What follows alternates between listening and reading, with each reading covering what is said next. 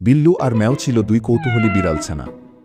একদিন দুপুরবেলা খাবারের ঘ্রাণ পেয়ে তারা চুপি চুপি ঢুকে পড়ে পুরনো স্টোর রুমে। কিন্তু সেখানে গিয়েই চোখ কপালে একদল ক্ষুদে মানুষ, মাথায় পেঁয়াজের খোসা টুপি, গায়ে কড়াইয়ের ঢাকনার জামা পরে রীতিমতো রান্নাবান্নায় ব্যস্ত। তারা বসিয়েছে একটা মিনিয়েচার রান্নার কারখানা। বিল্লু ফিসফিস করে বলে, এটা বুঝি সিক্রেট শেফদের ঘাঁটি। ম্যাও থতমত খেয়ে বলে, আমরা কি চুরি করে দেখছি? একজন ছোট্ট রাঁধুনি, নাম তার মুড়ি, হেসে বলে, তোমরা অতিথি, এসো সাহায্য করো। বিল্লু মসুর ডাল বেছে দেয়, ম্যাও কাঁঠালের বিচি খোঁটায় কাটা দিয়ে। ওদিকে খুদে রাঁধুনিরা মাটির হাঁড়িতে রান্না করছে রামধনু খিচুড়ি, যেখানে ডাল, চাল আর মশলা মিলে তৈরি হয় এক জাদুকরি স্বাদ। সবশেষে একসাথে বসে খাওয়া হয়। ম্যাও বলে, এটা শুধু খিচুড়ি না, এটা একসাথে মেহন্তের গল্প।